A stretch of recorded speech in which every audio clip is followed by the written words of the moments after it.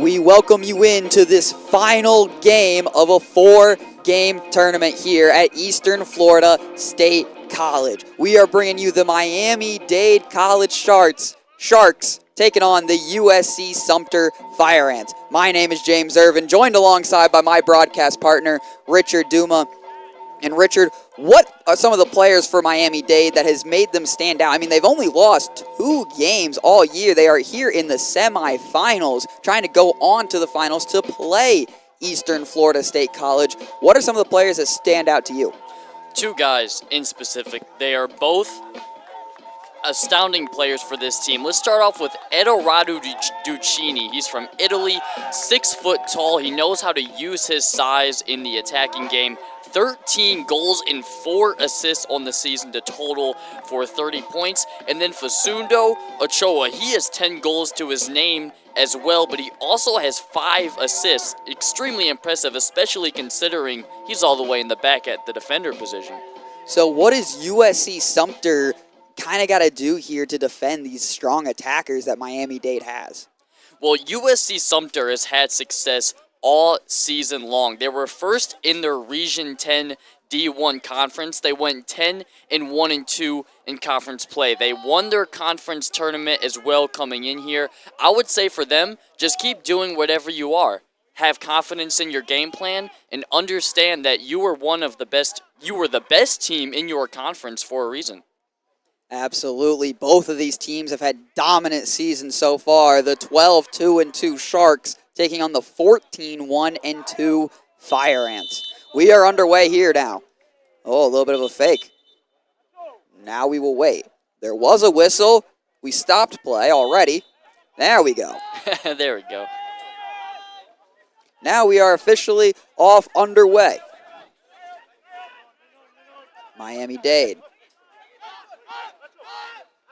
trying to get a deep possession there early. And it looks like they do. It's number 27, Kyle Reed, the freshman out of Miami, Florida, doing well. And this National JUCO College Athletic Association semifinal game is underway. 2 of the best teams in all of JUCO battling it out to try and make it to the championship game. No one really able to have a huge possession so far. A lot of back and forth action to get us going. Well, they get it down to the sideline. There's Reed again. Reed kind of been all over the place.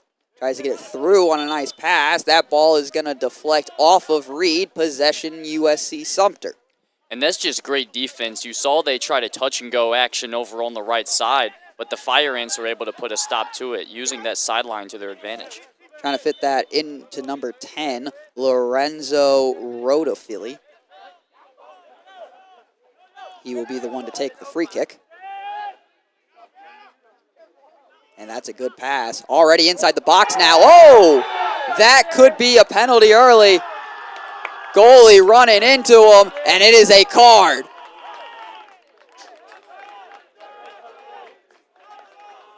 It'll be very interesting to see if they rule this card in the box.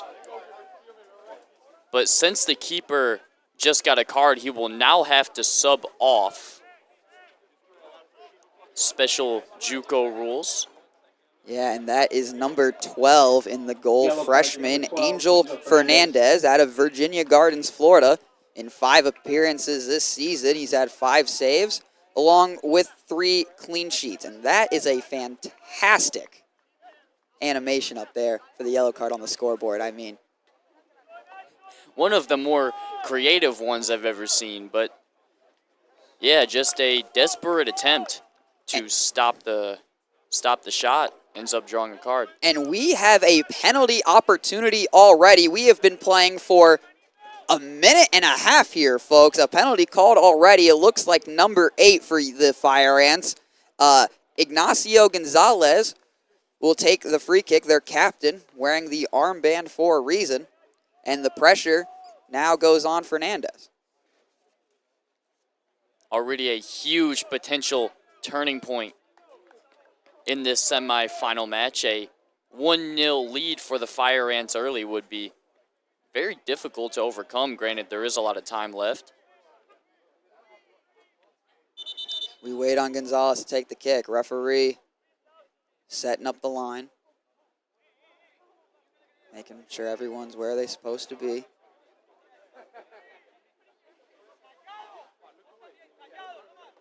We wait for Gonzalez. This would be a fantastic save for Angel Fernandez. And we talk about how the momentum could be on the Fire Ant side after this. Think of how fired up Miami-Dade would be if they're able to save this penalty. Referee blows his whistle. Gonzalez. He scores! Ignelio Gonzalez is scoring here early. A lot different from the last game, folks. Took almost the entire game to get some scoring, and this one's in. Fire Ants up 1-0. Ignacio Gonzalez, one of 6 sophomores on this USC-Sumter roster from Santiago, Chile. Great fundamentals on that PK. Ran up to it. He showed like he was going to go right, faked the opposite way. After the goalie dove, it was nothing but net.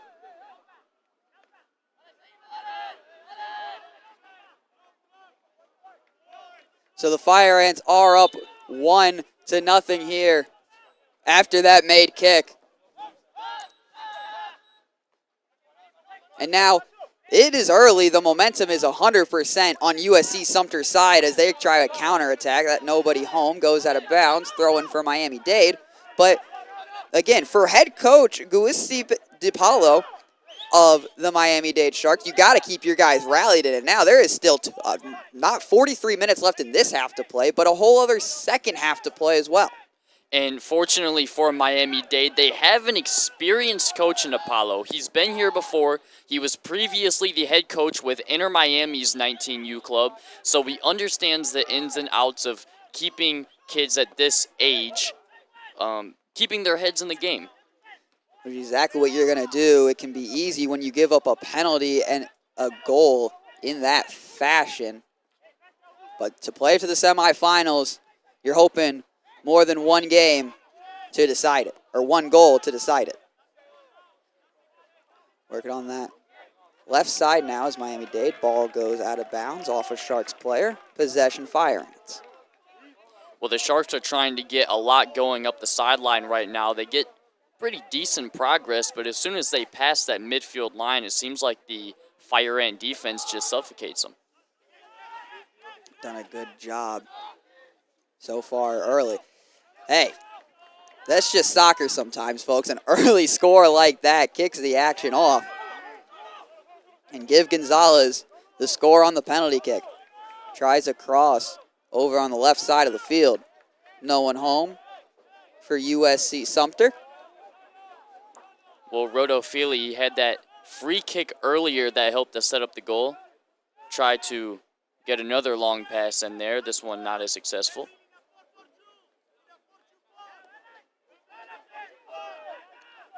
I mean, haven't really seen much out of these teams here early, but the quick penalty and the score.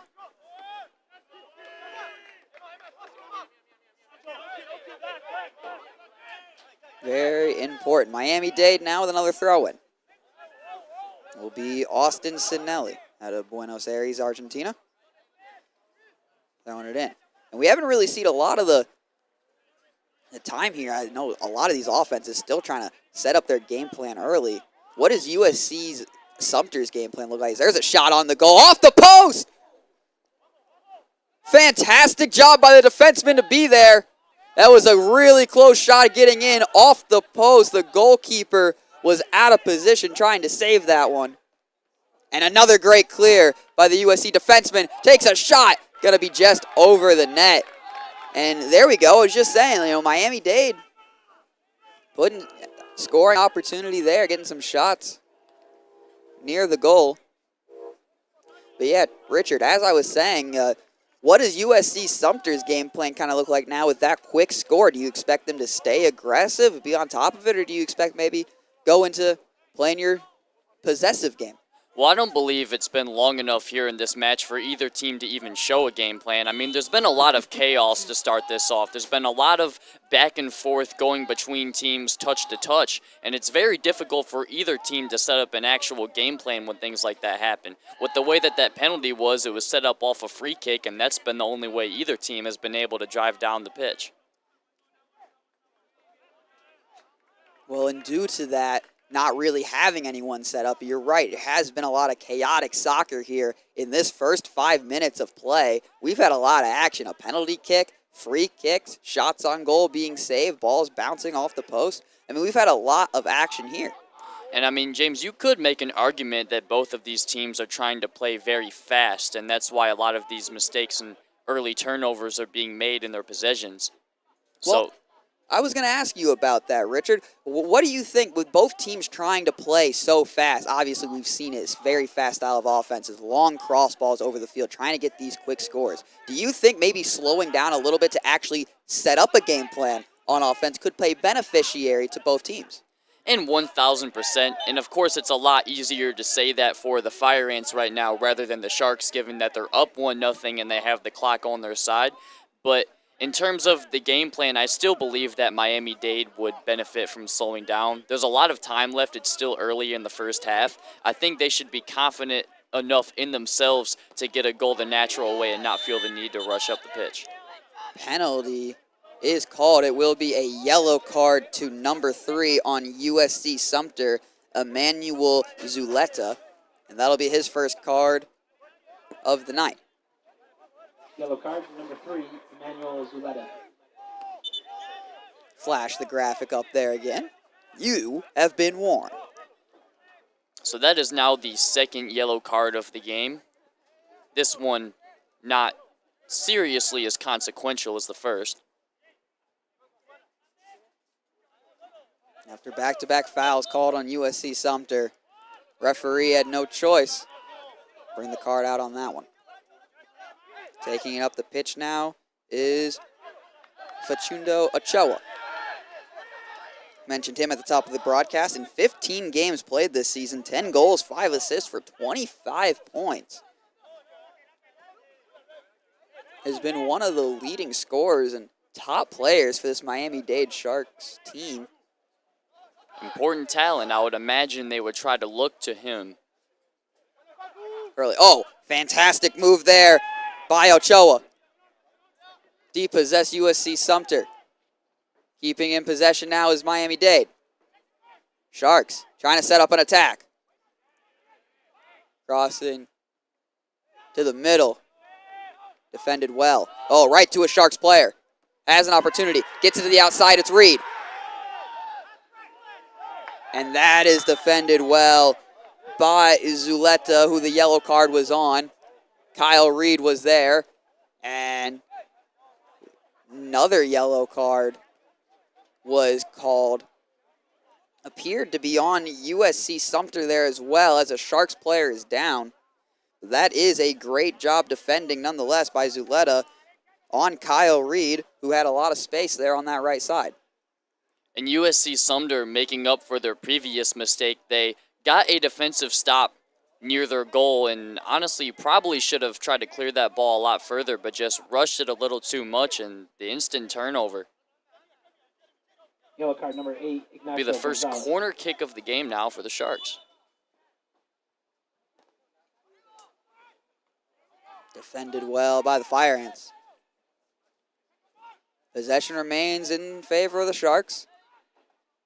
Oh, and just missed that one on the far side. Tried to get a little touch pass in. Work some back and forth football there, but to no avail. Oh. Good pass. Fernandez got to be careful. He just missed. No card. The referee says play on, similar to what we saw, how that first goal was scored. The goalkeeper, Angel Fernandez, trying to keep that goal out of play. He missed. And the referee letting play on. Miami-Dade, opportunity crossing inside, trying to get it to Reed. Oh, looks like he might be going for a bicycle there. It would have been a fantastic shot. Gets it to the outside and out of bounds in favor of the Sharks. And the Fire Ants had a player down there the entire time the Sharks were working in. Well, Rodo Fili, the sophomore from Rome, Italy, we talked about him during the free kick. He's been very active there. Even defensively, he's been getting to his spots and forcing some kicks.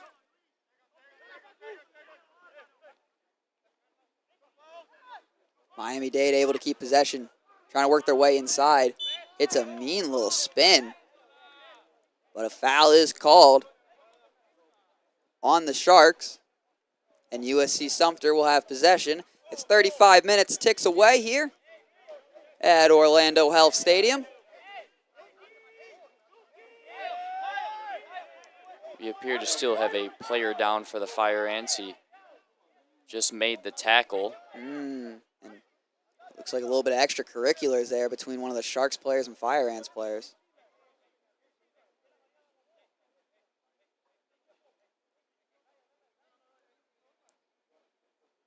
Now having a conversation with the official.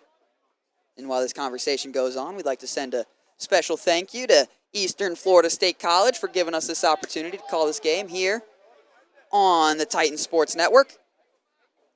Giving us the opportunity to come in, practice our skills, have some fun here tonight in some soccer. And it's playoff soccer at that. National JUCO College Association semifinals. Winner goes to the finals to take on Eastern Florida State College. And thanks to the penalty very, very early in this match, the Fire Ants are leading 1-0.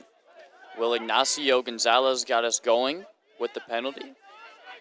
A minute and a half in, we got our first score of this game. Fire Ants on the other side of the field, but good job to depossess him there was Facunda Ochoa out of Argentina. Oh, good cross ball. Goalie misplays it.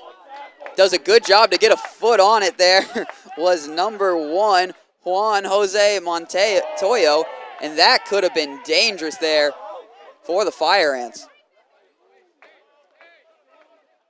Just another example of the keeper being pulled out of their net this match. Juan Jose Montoya with the great discipline to make the tackle outside of his goalie box.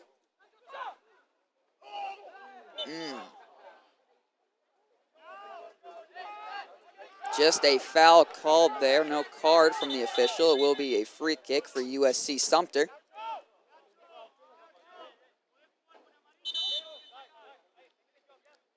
We've seen a lot of contact here early.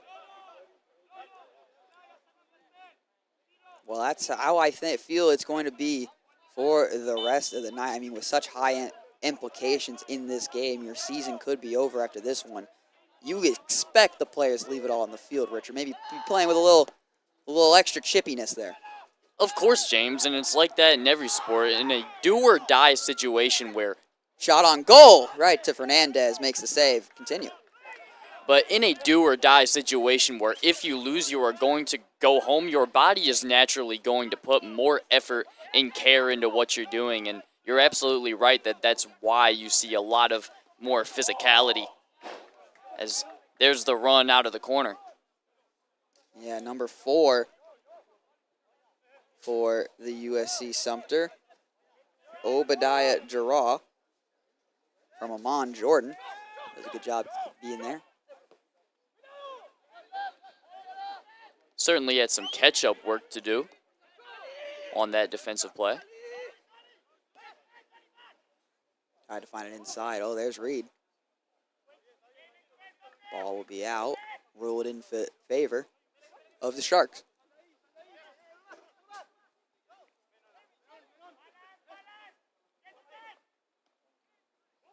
Miami-Dade.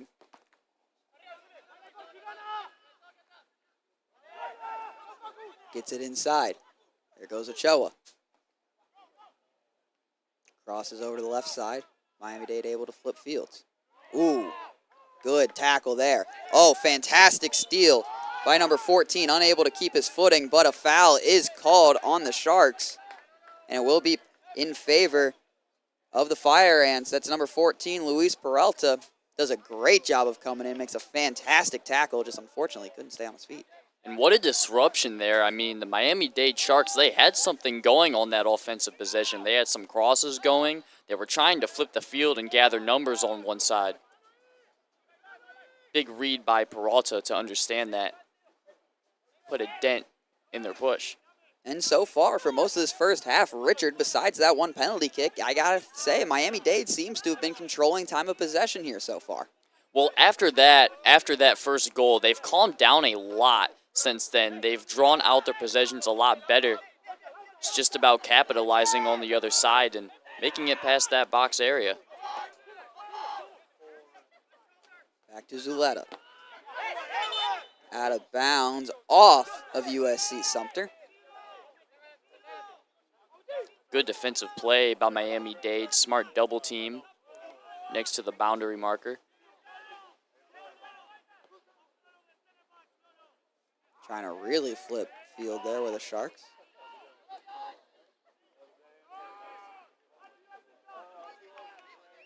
Good job able to stick with possession about with 3 different Fire Ants players there.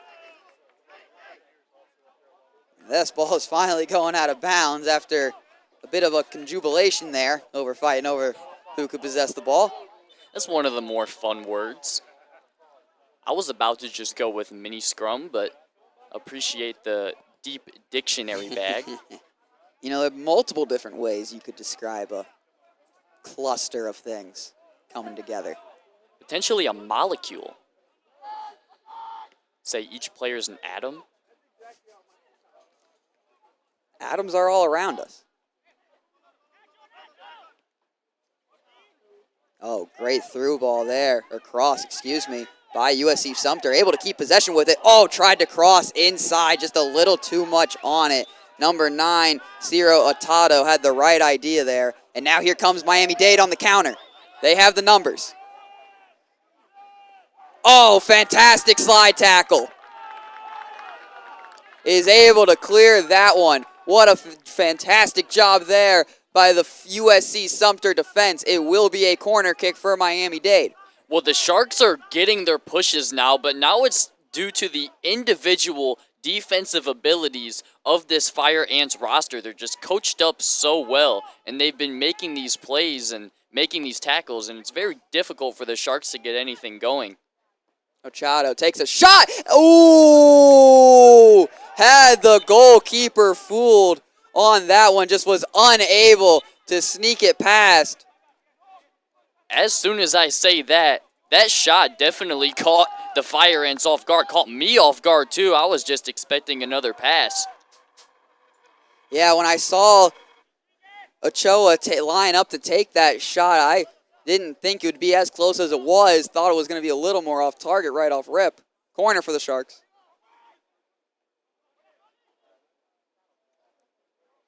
That one will roll out. Looks like it'll remain in possession of Miami-Dade. No corner. Sharks now crossing over to the middle, trying to find Reed. No one home.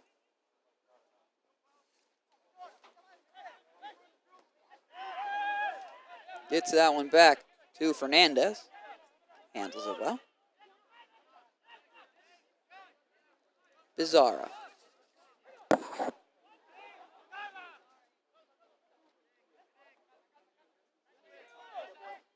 Sharks showing a little more patience here. Trying to set something up downfield. Their favorite target, Kyle Reed. Kyle Reed makes a good move inside. And that'll probably be that is a foul called. Will it be a card? Bit of discussion around the play, but they decide against it. But it will be a free kick, and lining up right now to take it, looks like it's Facundo Ochoa. Talked about how dangerous he can be. Also, there's Diego Luengo. 3 goals on the season for him. Kyle Reed gets close to the soccer ball as well. Number of different Sharks could take it. It is Facundo. Oh, short cross inside. Reed back over to the middle. Takes the shot. Oh, another close opportunity there for Miami-Dade. Well, the Sharks are finding themselves with some chances. That's a couple shots on goal in a row now. They're getting some momentum. Trying to drive this one inside now. That one will deflect off of a Fire Ant player. But that was a great job.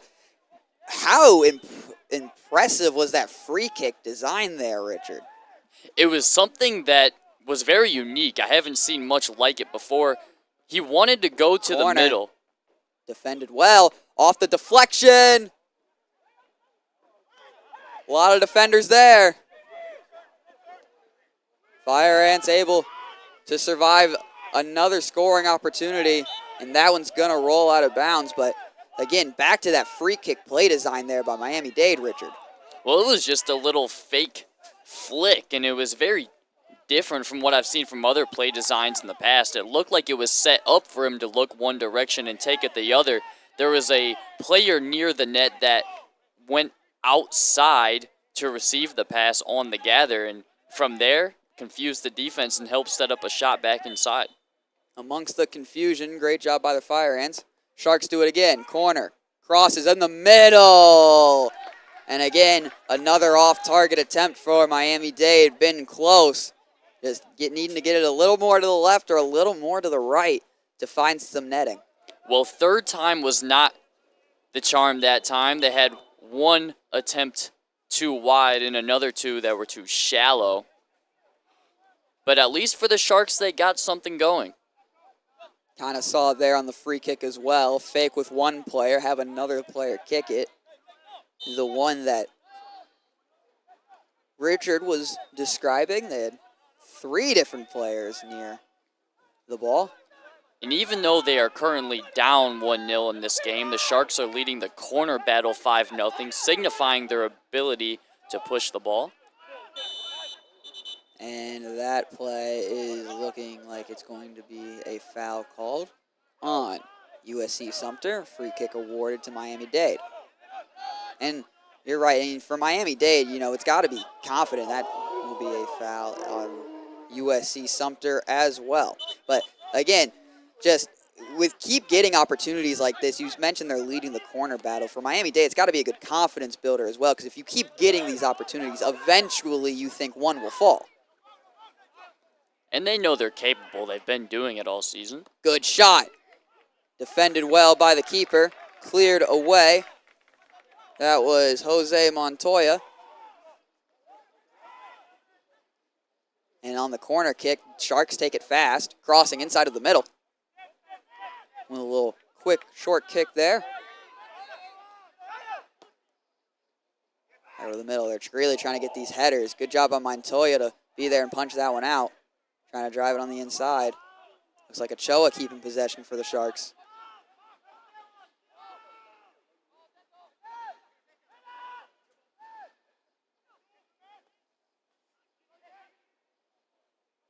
Give credit to this Fire Ants defense. They're in the right place at the right time. The Sharks keep trying to work that middle of the field. But here's Reed.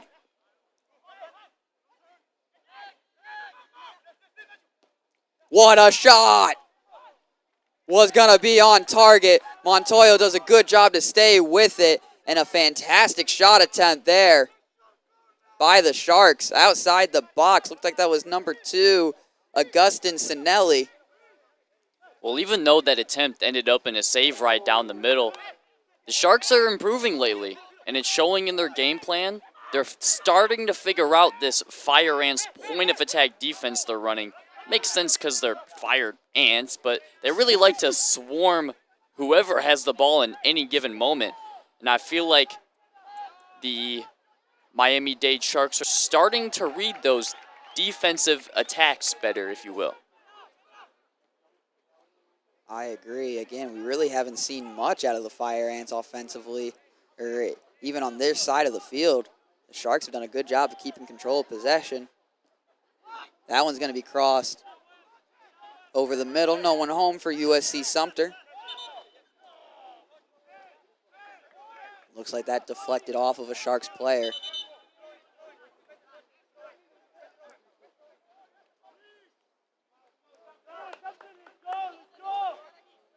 And it looks like the Fire Ants will indeed keep possession. Number 16, Drew McCray. Must have been a little deflection on the cross that time.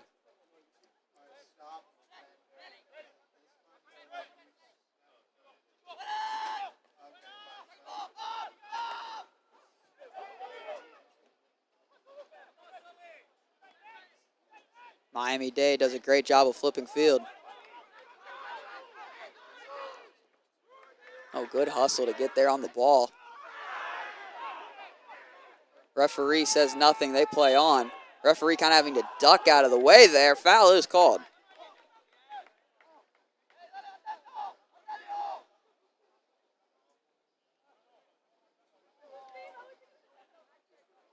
So a good job there by the Sharks defense, able to flip field quite quickly on the Fire Ants. And that just kind of shows the speed Miami-Dade possesses, Richard. And they have been pushing it all game long. And honestly, as soon as the Sharks began to figure out their pace and figure out their communication with each other, it's been night and day since the penalty kick for the Fire Ants when they went up 1-0. I mean, the Sharks are now winning the shot battle 7-2. Both squads still have 2 shot-on goals to this point, but the Sharks have generated more opportunities than those statistics like to interpret. And it appears another yellow was called. This time it is on the Sharks. Couldn't tell exactly who it was given to, but number 6, Augustin Berzara, was there in the vicinity of the referee, as well as Augustin Sinelli. Be the first yellow of the game for Miami-Dade. 2 of them were given already to the USC-Sumter Fire Ants. That included the penalty, leading to the only goal of the night so far. Montoya looks to clear it away. Jose Montoya. Oh, that one's going to be intercepted by Kyle Reed, taking this one up the field now.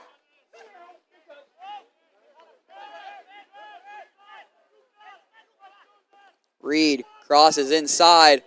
No one home for the Sharks. Ends up getting a shot and puts it in the back of the net. A fantastic goal by the Miami-Dade Sharks. Whoa.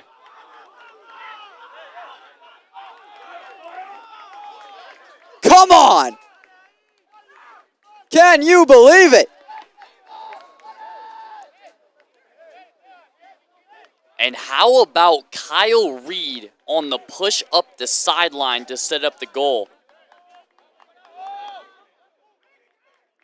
Incredible shot there to get Miami-Dade on the board. We are knotted up with just under 20 minutes to play here in this first half. The Miami-Dade Sharks, since that penalty, have been giving themselves great opportunities all night. Finally able to cash that one in. Fanchundo Ochoa for his 11th goal on the season, and what a goal it was. Left-footed screamer to the back right portion of the net. He was moving horizontally across the middle, made the best of his opportunity, cashing in to tie the match. Is able to just sneak that one right past Jose Montoya, finding the back of the net. Wow. About 24 minutes between the first goal of the game, the penalty by Ignacio Gonzalez at 1:35, and now finally tied back up by the Sharks at 25:40. It will be a corner now for USC-Sumter. It appears they've gone back on the aggressive attack now, evened up at 1. We'll see if they can get more time on their side of the field. Miami-Dade. Oh, corner inside. Looked like they had a couple of opportunities to get that one in there. Cleared well. What a pass from Reed. Finding Ochoa. Here come the Sharks. Through ball. Reed. Ooh, great play by Jose Montoya there. Reading that one to save it. And the Sharks were close to their second goal of the night. They had another fast break push on the counterattack stemming from USC-Sumter's attack of their own, but Montoya with the awareness, understanding when to come out of the goal and the distance between the ball and the nearest defender. Like you said too, Richard, give credit to Kyle Reed there on that through ball pass. Able to find, crosses it over the middle, bounces around a little bit, and great awareness by Ochoa to put that one in.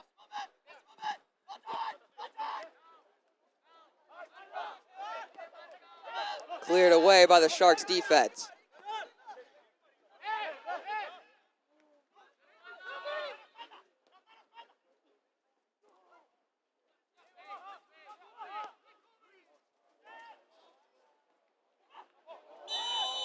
And that one looks to be offside by the Ants. It was number 9, Ciro Atato. Looked like, again, had a good opportunity, just a little bit offsides. Possession goes back in favor of the Sharks. That was actually a really impressive touch there by Otato. Even though it was offside, still a wondrous ball over the back line.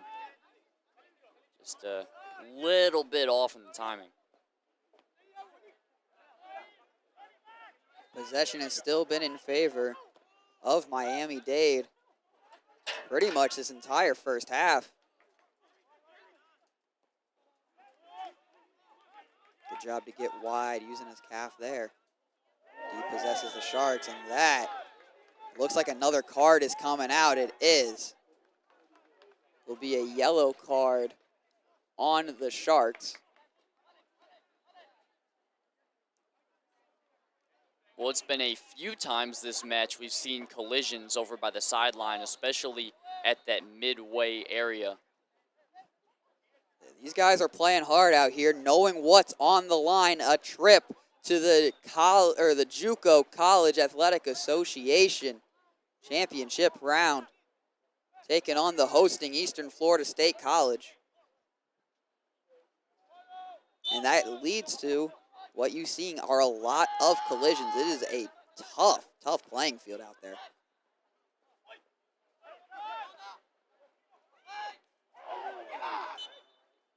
Foul called. Possession on the Sharks. Does a good job, does USC-Sumter, getting that one into the box. And these teams are working fast now. Reed, fantastic stop there by Jara. Had a man going up the field. Looked to be onside as well. Well, now the Fire Ants are going to have to figure out how to get some opportunities of their own as well. Ever since the penalty kick, I don't believe they've had a single shot on goal. They've had a lot of possession inside of the Sharks' third, but the defense has been really making it difficult for them to get any shots off, and the goalkeeper is also having a splendid performance. So the yellow card was called on Miami-Dade on João Pedro dos Santos Oliveira.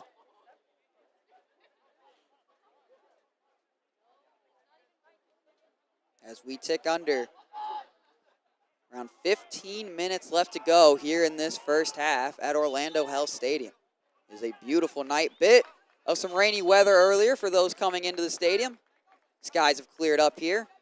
It is a beautiful night. 76 degrees here in Melbourne, Florida. One of the first things I noticed when I got out of the car was how beautiful the weather was. Fantastic soccer playing weather. Kind of loses his footing there, but does find Ochoa. Does have Reed, finds Reed. Gets it back to Ochoa. Ochoa finds Sinelli. Beautiful one-touch football. Sinelli does a good job of able to keep that one in, and that one is going to roll out of bounds. Looks like a goal kick awarded to the USC-Sumter Fire Ants.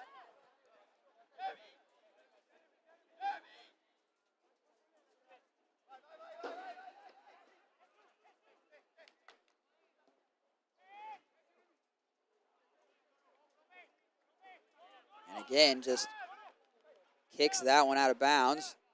Trying to work that one over to the midfield. Rolls out, Sharks ball. And again, like you said earlier, Richard, just not many opportunities are being created here by the Fire Ants. Not necessarily, and they got off to that really hot start on the offensive side, but I feel like after that first goal, they may have got a little bit complacent, maybe a little bit too feeling like the game is not necessarily in the bag, but just underestimating the amount of time that's really left, especially when only one score is all it's needed to change the dynamic of the match. Well, and the one score that was needed came off the foot of Facundo Ochoa for the Miami-Dade Sharks. Even this one has completely flipped this game back to where we started, all knotted up. It will be a corner for the Sharks. Another opportunity here. Something that Miami-Dade has just been doing more in this first half. The penalty awarded for USC-Sumter, but other than that, have not really been able to get anything going offensively as the Sharks take the corner. But give credit to this USC-Sumter defense. They have played well. And for a 1-1 match, you really wouldn't figure that most of it would look defensive, but no, reality, that's how it's been. That one will go out.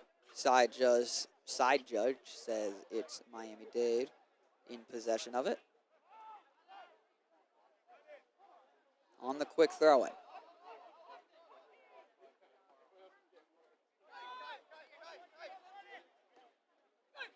The Sharks really have been working this right side defense of USC-Sumter. Have really been using Facundo Ochoa and Kyle Reed down on this right side to split some of the back line for the Fire Ants. 100% right. It's been really tough for the Fire Ants to stop this Sharks push, especially down the right side with Kyle Reed. Really interesting to see where they rule in possession of. Who'd that bounce off last? Head official says corner kick for Miami-Dade. Feels like the Sharks are starting to force some of these corner kicks on purpose. After they push up the right side, they're not really trying to go back to the middle immediately and look for other options. They're just kind of accepting. Crosses in and just off target.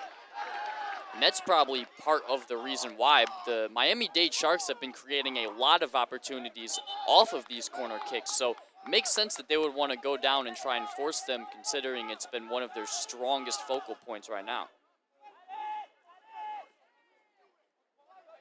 You said it, 3 shots on goal for the Miami-Dade College Sharks.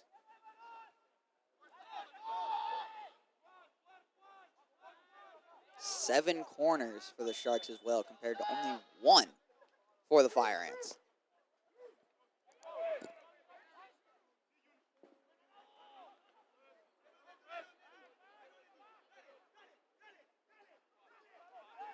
Driving down the field are the Sharks, able to split a couple of defenders.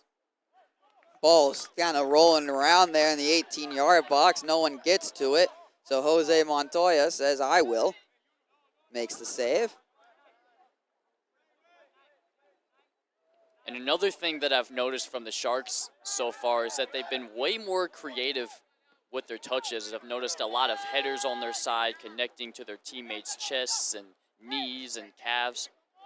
I feel like the Fire Ants could start maybe implementing some more variety into their game plan if they feel that they can. Well, here come the Fire Ants now. Trying to push something over on the side of the Sharks. That shot is taken. Easy scoop there by Fernandez. As we tick under 10 minutes to play here in this first half.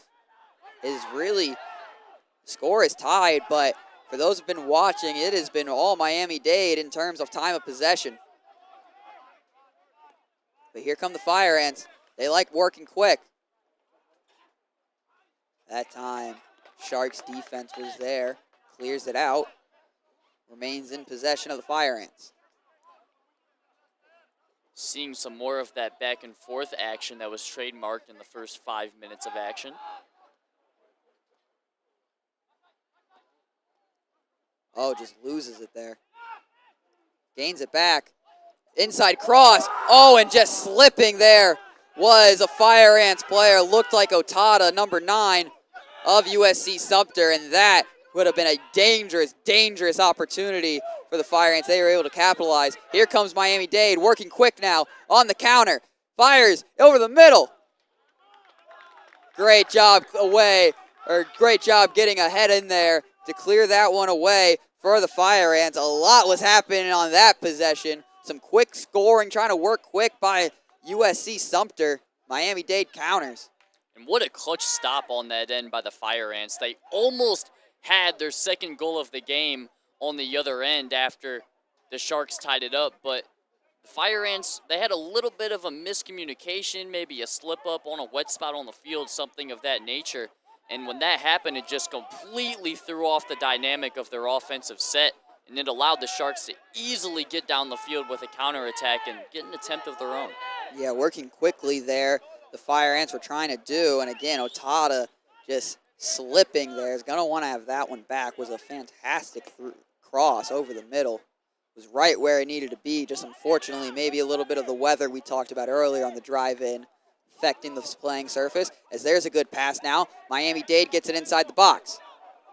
Oh, just loses possession there of it. Great job by the USC-Sumter defense to be ready for that. That's a pivotal tackle on that side. Gets it into Fernandez. Got to be careful. That number 11 pushing him. That's Eunice Can.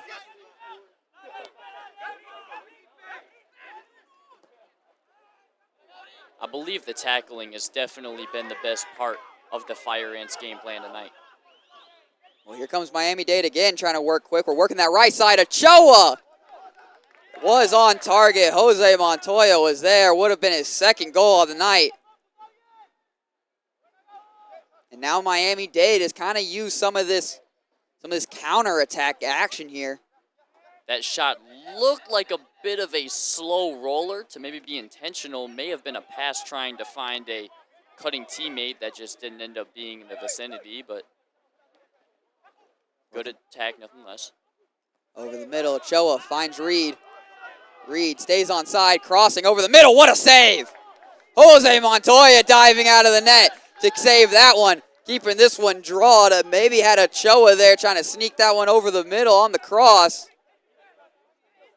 From my vantage point, may have been a little bit too wide regardless, but still a great effort by Montoya, making sure that no other Sharks were able to get to that ball also. Good through ball inside to find Kyle Reed, who does a nice job of staying on side. Kyle Reed is pacey down here on this right side, Richard.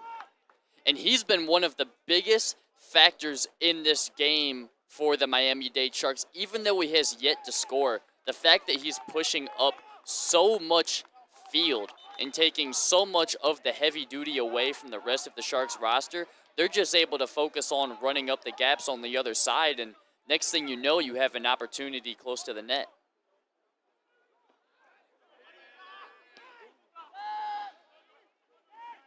Are also a lot more prone to skying these balls up and trying to use some of the vertical atmosphere space to advance the ball. Trying to find Kyle Reed there. Is Utella. A little bit of a tie-up. Looks like it will be a free kick rewarded to the USC-Sumter Fire Ants.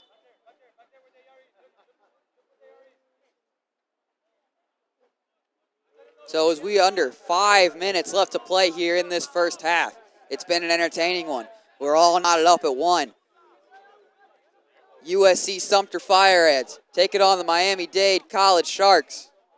Winner goes on to play Eastern Florida State College in the NJCAA championship for men's soccer.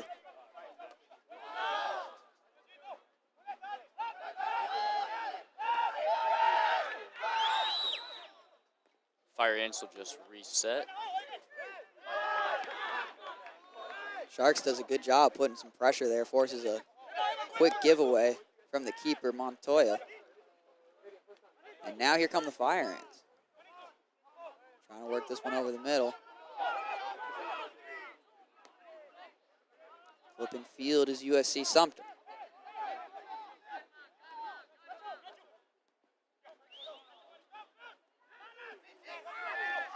Oh, trying to do a little bit of a fast break there.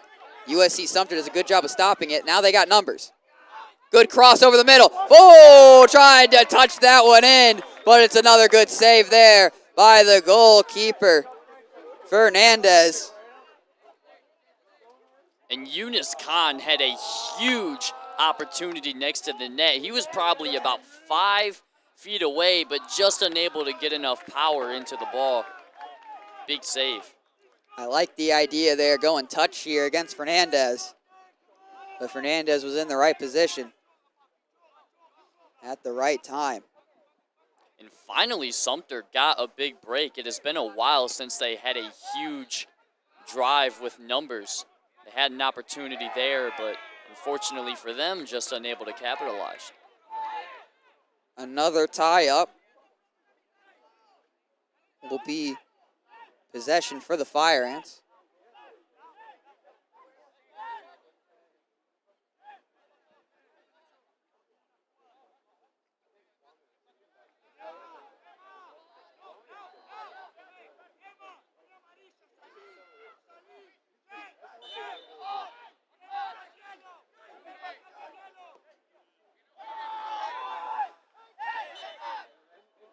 Tries the free kick over in the box of Miami-Dade.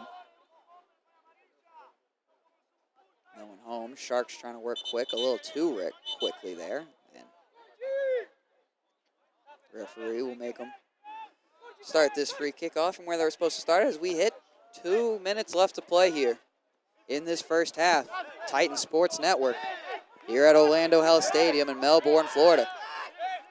USC-Sumter maybe have something going here at the end of this first half. And there's going to be a hold called on the Miami-Dade Sharks. No 10-yard penalty there. Will be a free kick, however. And it looks like number 8, Gonzalez, was the only goal scorer of the night for USC-Sumter. Scored on that penalty just a minute and a half into the game. We'll look to take another free kick here. Sends this one into the box. Defended well by the Sharks as they're able to clear it. There was a smart clear by the Sharks.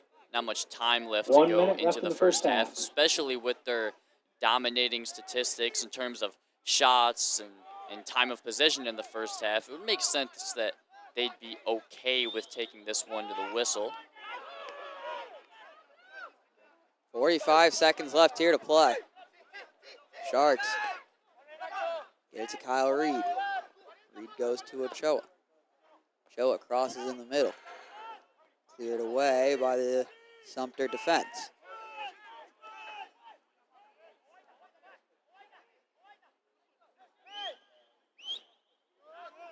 We'll see if the Sharks are okay with just bringing this one into the second half, or do they try to get something going here in this final 20 seconds?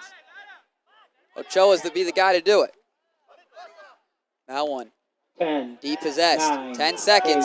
8, Here come 7, the Fire Ants now. 6, 5, Take the 4, shot to Fernandez. 3, 2, We'll let that one 1. roll out. And that is a first half We are of soccer, 1-1 at folks. halftime. It was a very, very entertaining one, and we are all knotted up at one apiece here in this first half. Richard, what'd you see out of both teams there that were doing something well?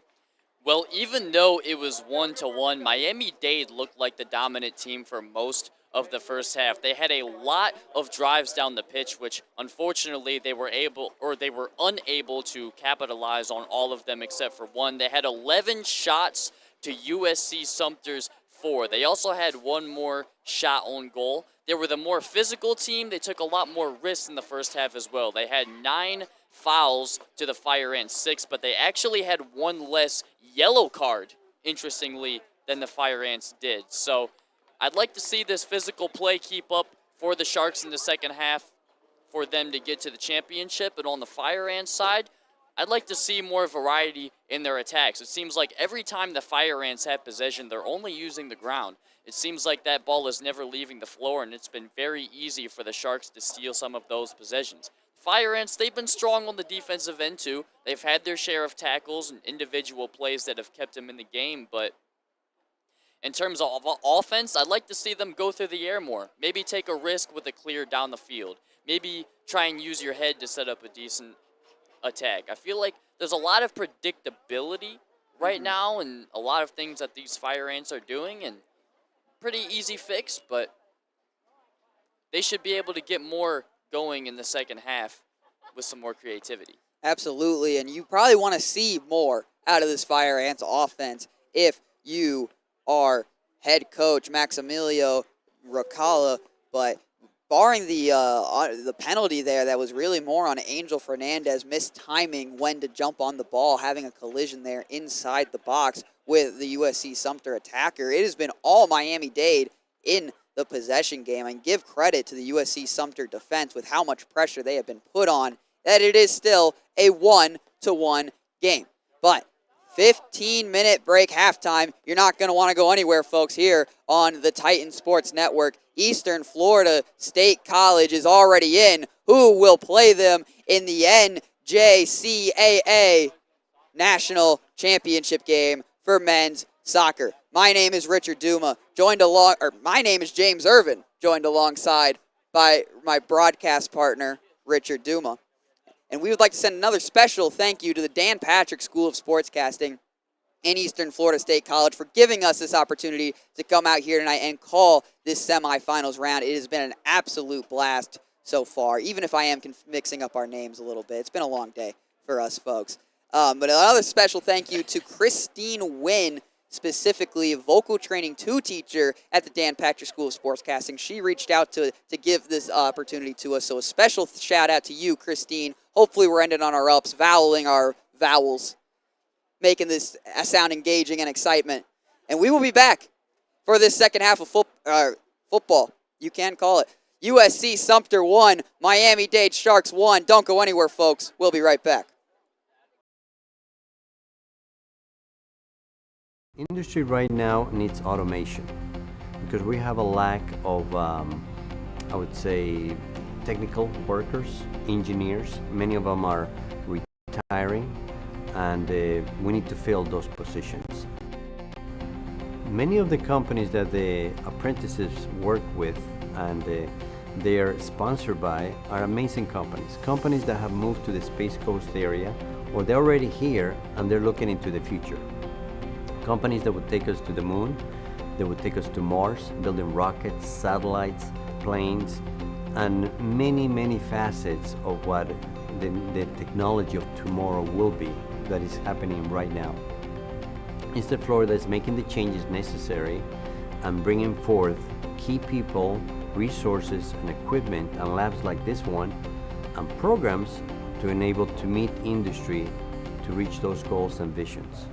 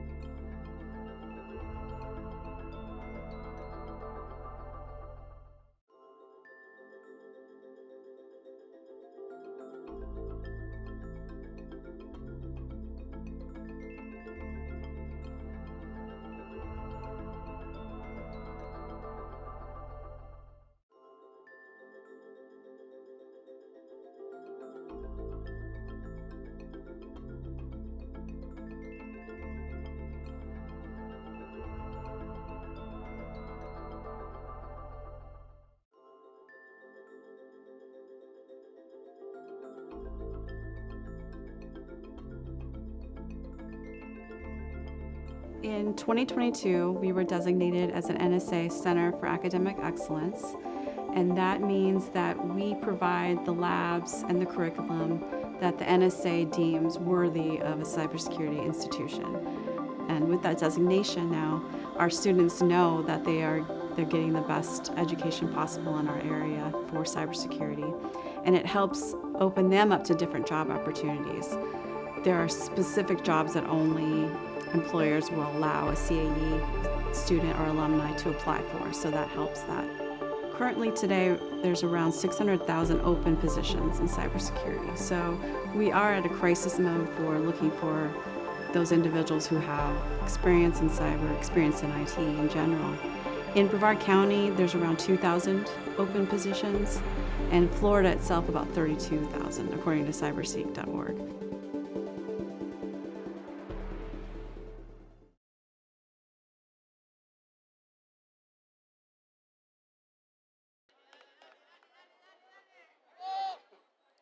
Welcome back, everybody, to the NJCAA National Championship game here for men's soccer.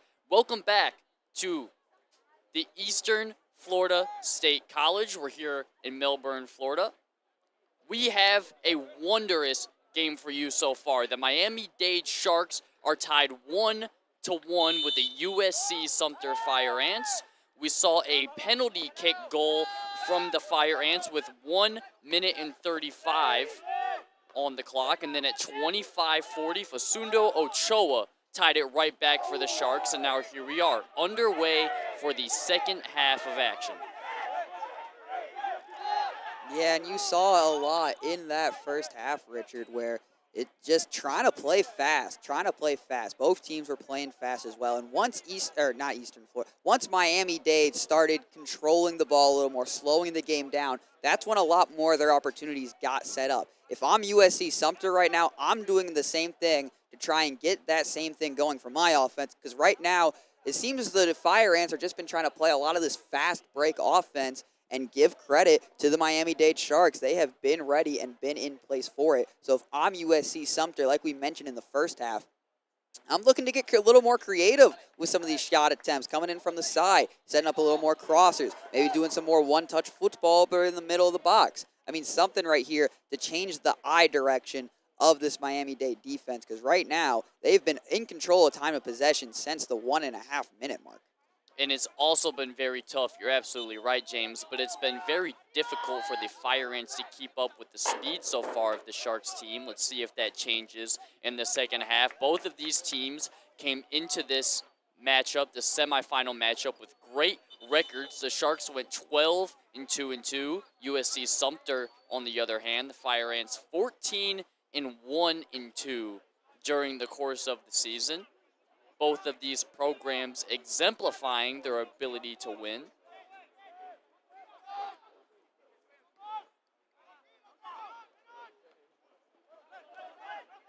Nice bump by the Fire Ants. Big pass up the pitch. Jehu McCrae has it.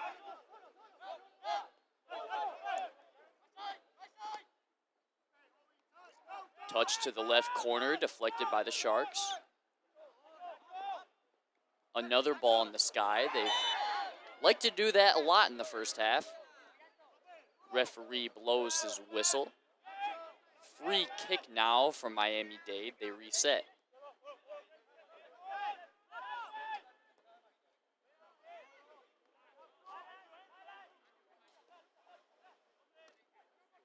Up and back. Aggressive ball down the pitch. Potential scoring opportunity. Finds its way to the left side. Over the top. Big stop by the Fire Ants. That ball looked like it was dangerous. It got close to the net. In potential scoring position for the Sharks, but the big deflection. Yeah, that was a fantastic cross from Jeremy Levavier out of Angers, France there. Trying to find it over the middle. Was a bit of a knuckler there coming inside the box. And you're right, a great deflection to get that one out of the way. First corner of the half for the Sharks. looked a little bit dangerous, rolled in front of the net for a while, but booted off to the other side. Yeah, that was a great corner attempt. Smart clear there by the Fire Ants. Side out on this go-around for Miami-Dade. Big header. That was Juan Mieres knocking it back out. And if you are the Fire Ants right there, you will take that. A couple of dangerous opportunities, able to just clear it out of bounds, keeping Miami-Dade from possession. Foul called there. Well, the Fire Ants showing some defensive discipline in those moments to make the plays, even though it's a bit of a scary situation. You saw them commit a penalty in the first half that led, or the Sharks commit a penalty in the first half that led to the Fire Ants' only goal of the match. And ever since then, they've been way more disciplined about getting the ball away, even when dangerous situations arise.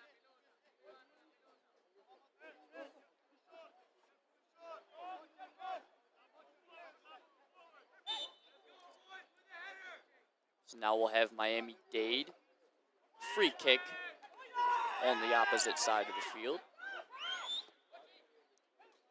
Recovered at the left side.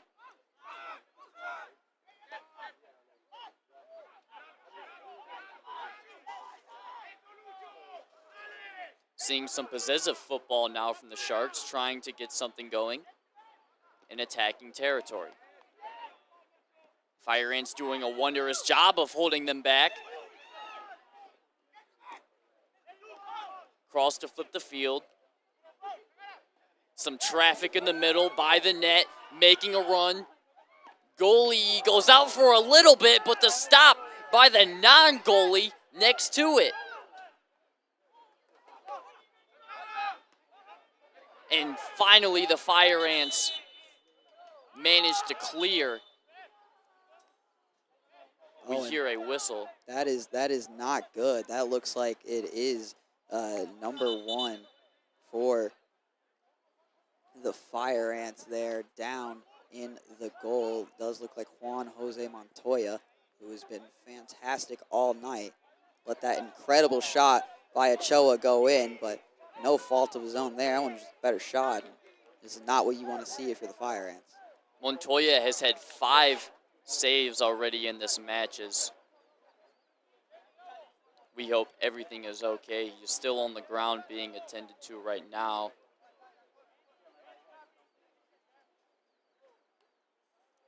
And I want to give credit there to number 4, Obaya Jara. While Montoya was making the one save, he was out of position. The ball was deflected perfectly into a Sharks attacker looking to get a scoring opportunity. Had a wide open net, but Jara was there in position to clear that one away, making the stop, making the save, keeping this one drawn as we are at 40 minutes and 22 seconds left to play. James, that is a really good observation about that huge defensive play, and that's probably the best thing that the Fire Ants have been doing all night is that individual defensive play.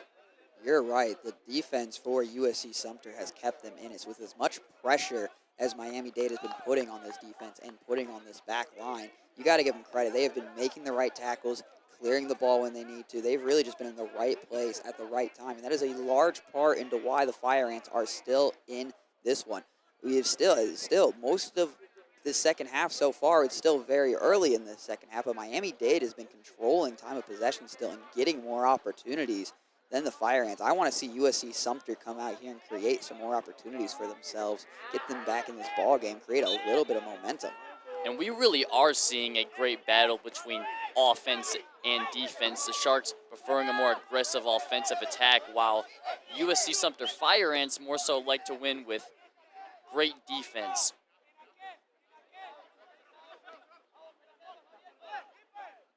Another aggressive attack by the Sharks, forcing it into the numbers that they didn't necessarily have, and now it'll be the Fire Ants the other way.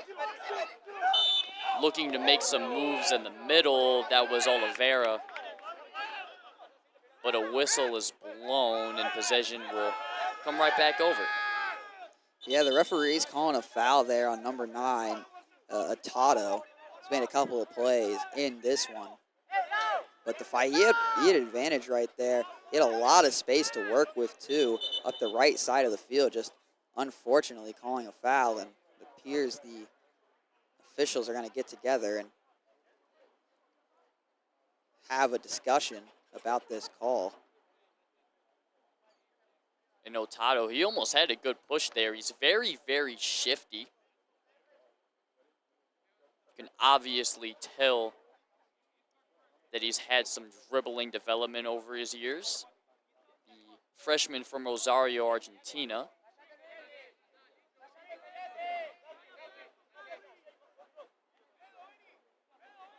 Currently credited for 1 shot on the day so far.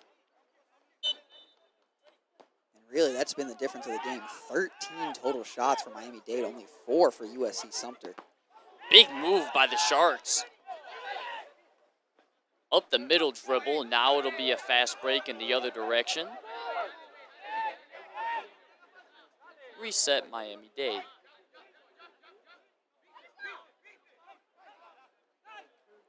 Right side evading some tacklers. This time a stop.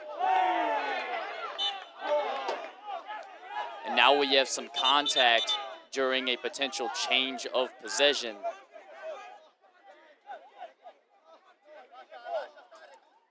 Just a common foul. And no card was pulled out. Nope, there he is. Our official does give the card. It was late. It was very late drawing of that card, but it was, in fact, a yellow. Didn't think it was going to be. You're right, Richard, but after some discussion, the official does pull out the yellow.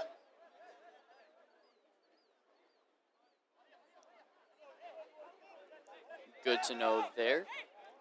He's going to write that down, but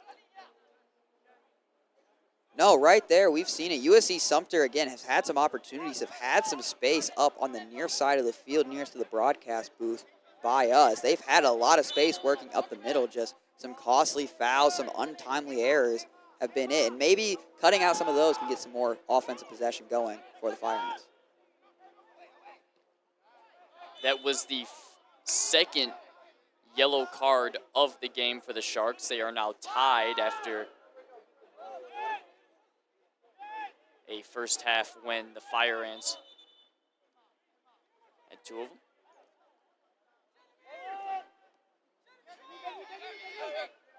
And the referee has had to go to his whistle a lot. It has been a very chippy, very scrappy soccer match here. Watch out. LaVivier with the push up the left side and just a little bit too far over the netting. Nobody was there. Yeah, I said, watch out, trying to finish my thought there, and comes firing up the left side. And what a save. Jumps out of the net. A rocket towards him. And that was a fantastic save by Juan Jose Montoya. Looking a little bit like Garrett Wilson there, sticking his one arm out, making that grab. And we saw that. It wasn't very impressive on Thursday Night Football if anybody just so happened to catch that game last night. Didn't quite hit the jump man pose like Garrett Wilson did, but still having a great extension there, able to lean out, pulling that one in. Fantastic save by Juan Jose Montoya in the net for USC-Sumter. Yes, it was, James. Just an outstanding athletic play. The ability to read the situation, know how much space there is between the ball and the nearest defender again, and coming out for the stop.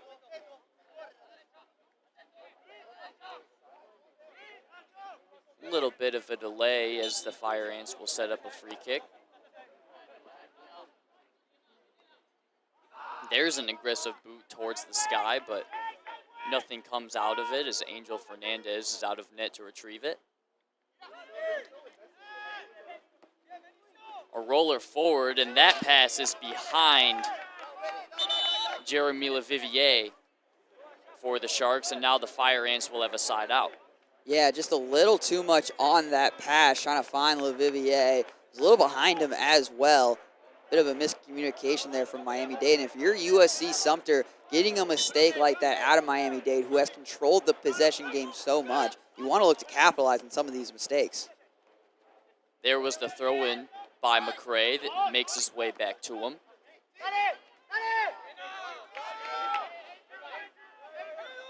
Fire Ants attempt to tackle, but turn the ball right back over. Yeah, we gave a lot of credit to USC-Sumter's defense for keeping them in this one. How about the Sharks' defense? They were down 1-0 while the offense was trying to get some of these opportunities going.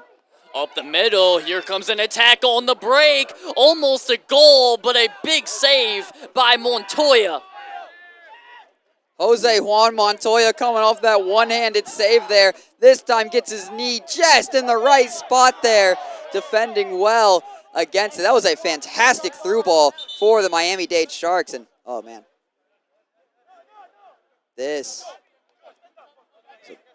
We have a Sharks player down there on the collision there, trying to defend the header well.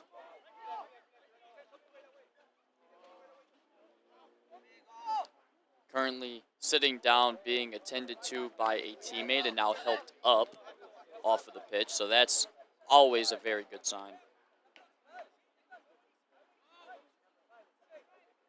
Does not look like he will need any medical attention from the trainers. He is able to walk off under his own power. Looks like number 5, João Pedro dos Santos Oliveira, out of Brazil. 11 games played this season, 2 assists on the season.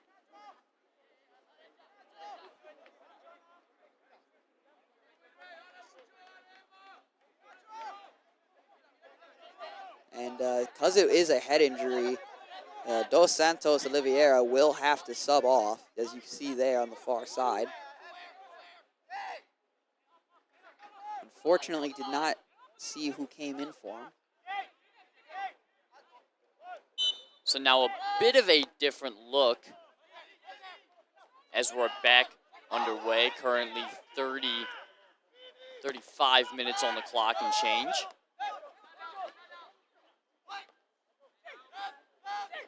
Back and forth action. Eventually recovered by the Sharks. Deep ball. Fire Ants tried to chase it down, but a Miami-Dade Shark was in pursuit on his trail. That honestly is what been the difference to me in this game. It just feels like Miami-Dade has been playing with much more pace, especially on a lot of these attacks and defense as well. You saw there chasing these players down. They have just been all over USC-Sumter, smothering any attempt they have to set up an offense.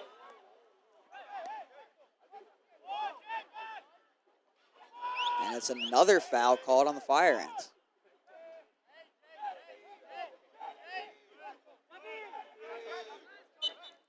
About even in the fouls battle right now. The Sharks have 11 while the Fire Ants have 10. So we're seeing some even physicality from both sides. Attack from the left and just shallow. Montoya coming out to make another save. He's had to go to that left side a lot in this second half so far. Yeah, and he's done such a great job since that Ochoa goal. Again, that was just an incredible shot by Facundo Ochoa there.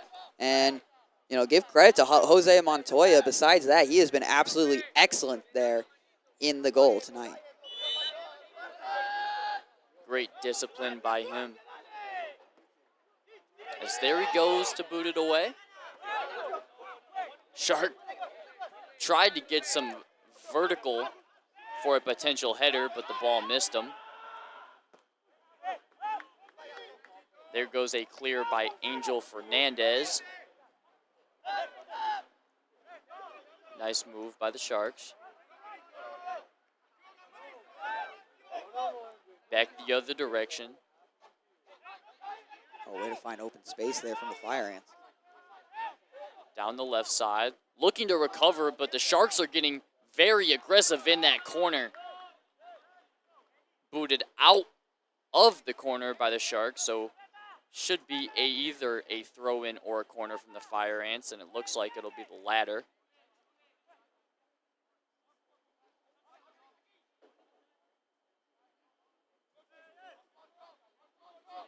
And how about Facundo Ochoa so far on the day for Miami-Dade College. Yeah, Facundo Ochoa, again, 15 game plays in this season, has scored 10 goals, make it 11 after the fantastic shot tonight was a good cross by Kyle Reed. Bounced around a little bit. Ochoa, right place, right time, reloads, fires, scores, and it was brilliant. Listed as a defender, but he's had the most offensive impact in this game for the Sharks, scoring their only goal of the match so far.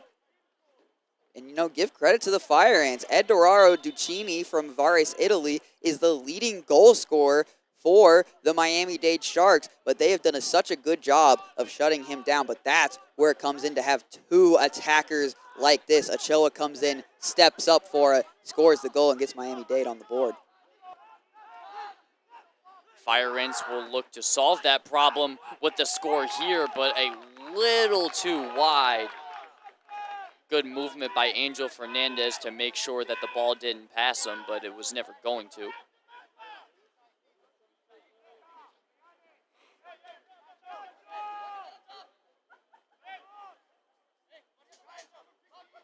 Now the Fire Ants will look to get in their corner set up. They'll bring somebody else out to take it.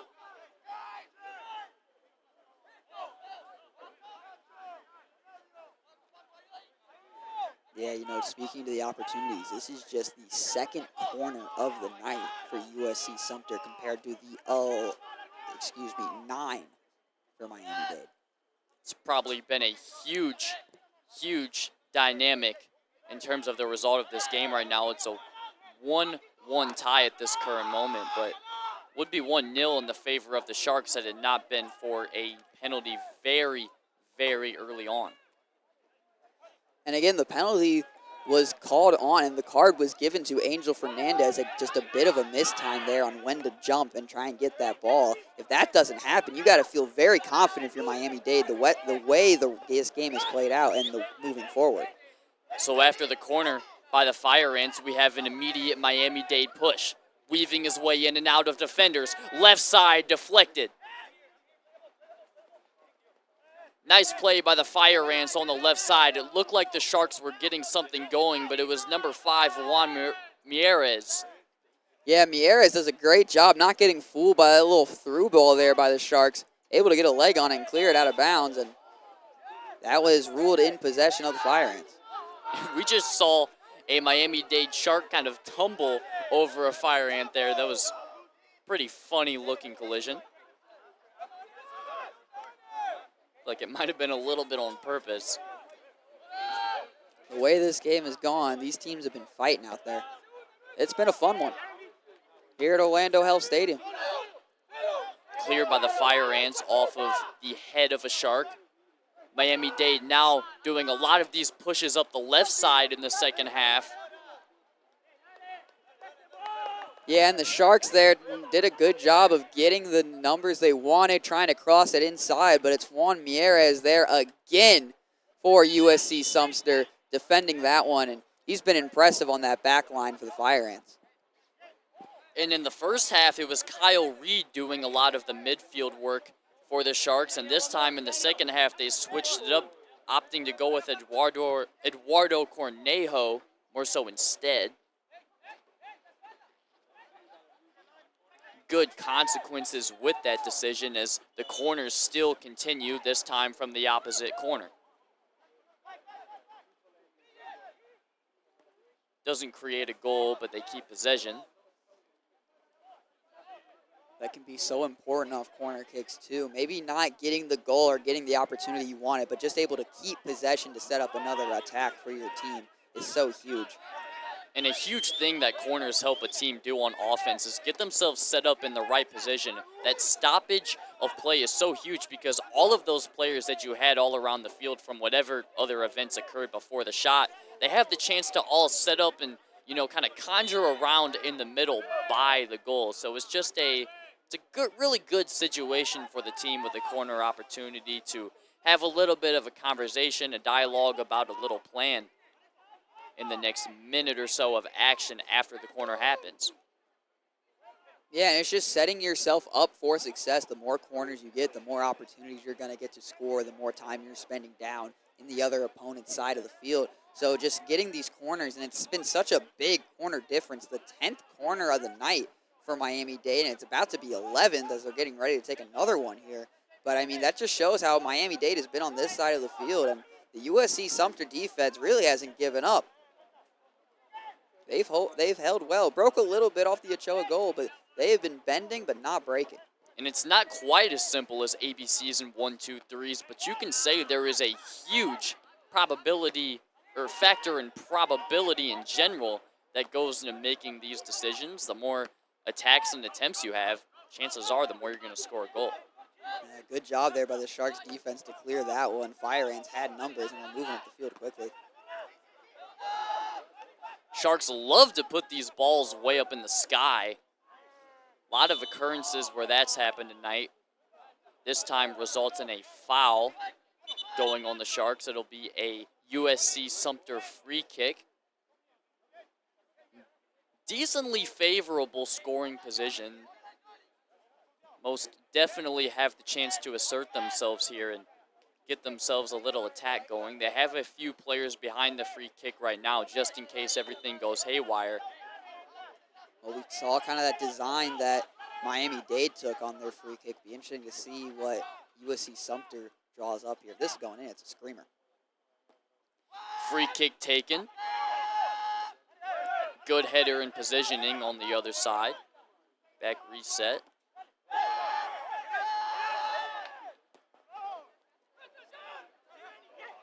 Keeper boots it. Big reverse header coming down the other way. And a physical tackle right near the baseline. I'd imagine it's either out of bounds or a foul. And they will call a foul on the Fire Ants. The ball right next to the net right now, set up for a Sharks goal kick, but currently some discussion by the net. Could still be trying to figure out what to do. And we saw this a little bit in the first half where you had some Fire Ant players and some Shark players arguing with the official, a little bit of extracurriculars going on, some yelling at each other, and that's kind of just what happened there. A lot of the Sharks players came to the rush to the defense of their teammate, and it appears the official was just letting them know, like, hey guys, it's just a game. Well, glad they got everything all settled. All important game, though, nonetheless. The semifinals winner goes on to play Eastern Florida College in the championship round tomorrow.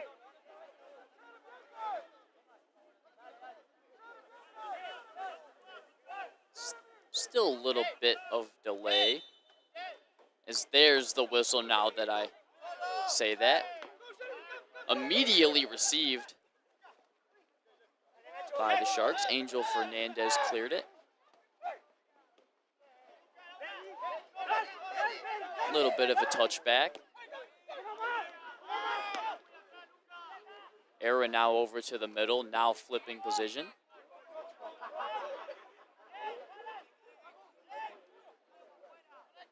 Good work with his feet. Era now has it. Left side.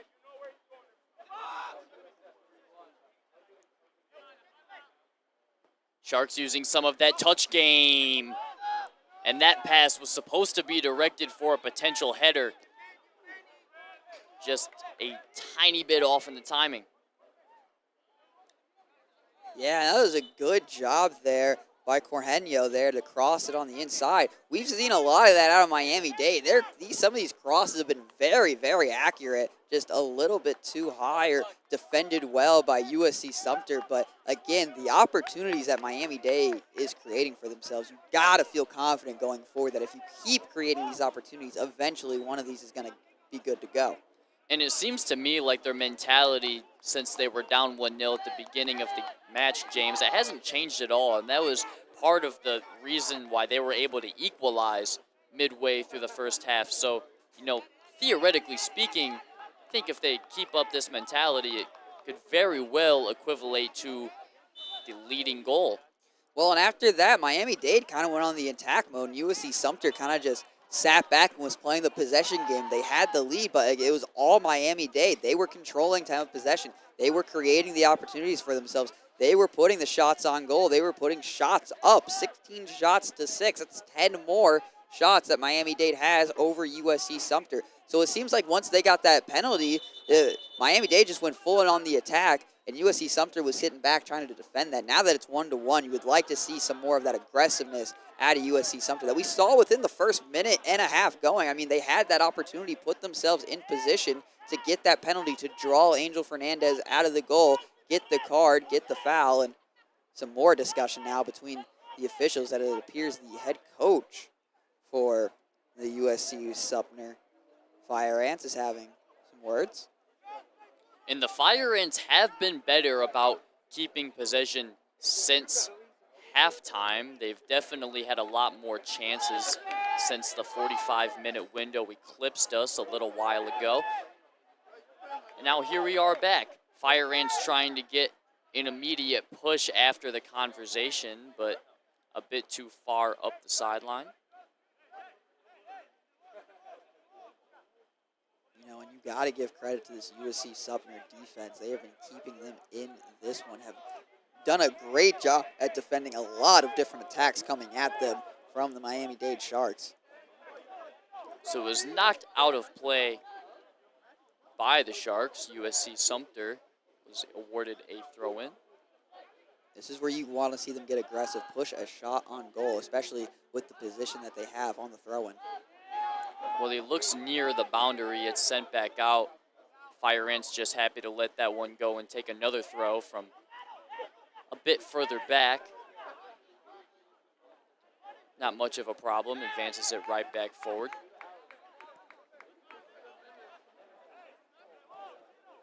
Seen a lot of play near the sidelines again so far in this second half. It happened at the beginning of the game too, where it seemed like a lot of the action was forced to the perimeter. Some of that same thing is happening right now.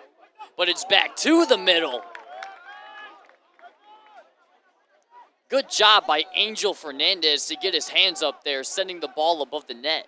Yeah, that one was looking like it was just going to sneak in under the crossbar there, and Angel Fernandez does a good job of getting that ball, a bit of an uppercut there, push that one up and over. That could have been trouble. Well, there was a Shark standing right next to the net, facing off virtually with Fernandez, but Fernandez won that battle. There's a corner, unsuccessful for USC-Sumter. Sharks tried to get a counterattack going, but on a run up the sideline, it was closely contested between a Shark and a Fire Ant. They say it was out of bounds on the Shark, so another opportunity for USC-Sumter.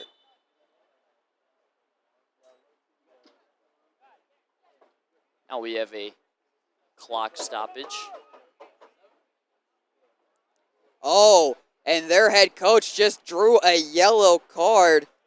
That is Maximiliano Roca, and he has been having some words with the officials earlier there on the sideline. This time said something enough for the referee to draw the card, and that's a yellow on the Sumter head coach. Maybe a bit of the frustration brewing over.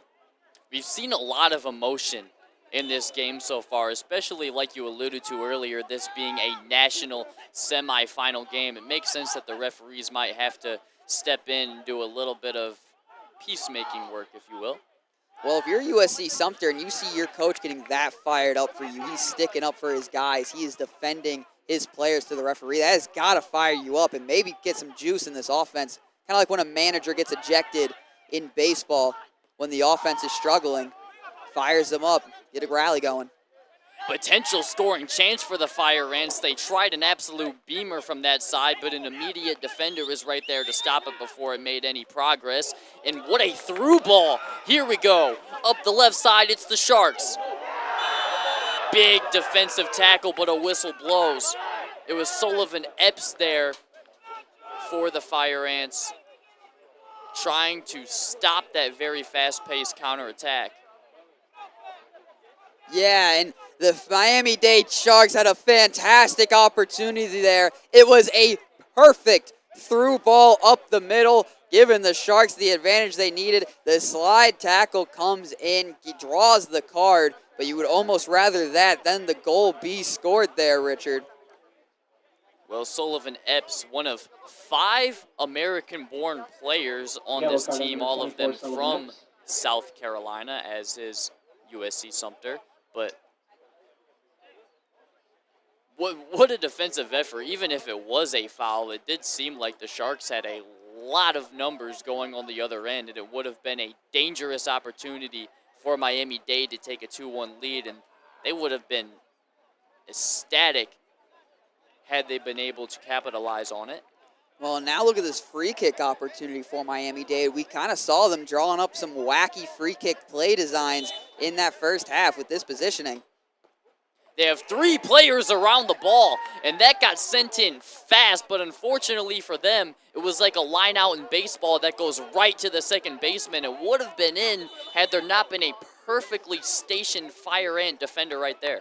Yeah, that was Facundo Ochoa again. Puts an absolute strike on that one, and you're absolutely right, Richard. That ball was going in all the way if the wall wasn't there for the Fire Ants, and that's another example of this back line showing up for USC-Sumter when they need it.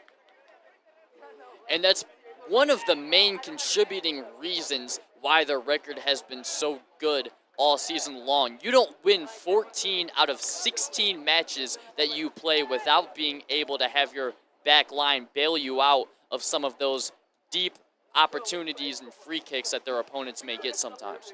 It'll be another corner for Miami-Dade, their 13th of the night. The attempt on the corner is a little bit dramatic as it curls barely above the net. Another fantastic looking shot there from Miami-Dade. Put an absolute rocket on that one, right to the top corner. Just a little too high on that one. Oh, man.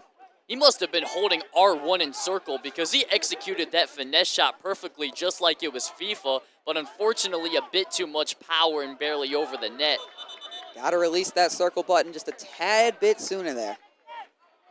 I imagine that's 1,000% what was going through his mind as he was taking that shot, but 17 minutes and almost 30 seconds left to go in the second half of play. It's still a 1-1 match between the Miami-Dade Sharks and the USC-Sumter Fire Ants. If you're here just joining us, we've seen the opportunities pick up as of late. Both teams getting a lot of chances. It seems like one of them will break through any second now. Would just like to say it's B if you're on Xbox too. We don't discriminate against console wars over here at the Dan Patch School of Sportscasting. Well, what do we say to the Switch players? Maybe the PC guys. Is FIFA on the Switch? I believe so. I believe it's a new edition. They just got it in there. That's impressive. That would be fun to play on a road trip. Well, either way, we got some real soccer in front of us right now when the Sharks are on an attack again coming up the left side. And there's a screamer again, but the save by Montoya, diving to his left again and making a marquee stop for the Fire Ants. Juan Jose Montoya, have yourself a night. He has been fantastic in that goal, making one-handed saves, diving saves. He's been fantastic for the Fire Ants tonight, and it's been a big, again, that back line and defense that the goalie has provided against Miami-Dade when the offense maybe has had a bit of a quieter night. They've needed their defense to show up, and that's exactly what they do. Unfortunately, there appears to be an USC-Sumter player down. Looks like that's number 9, Ciro Atado, and looks like he's coming off. So a substitution will be made for the Fire Ants. There are unlimited substitutions at this JUCO level. Corner kick for Miami-Dade Sharks, another one. And we hope, of course, that Otado will be okay. Looked a little decent bit limpish coming off the field. Obviously needed to be substituted off. Another Shark corner underway. Head out by the Fire Ants.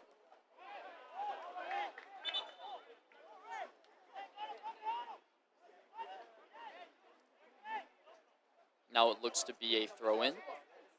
Well, at the semifinal stage of the tournament and of the season, so this will go into extra time, but if we still don't have any score after that, penalty kicks it will be to decide this one.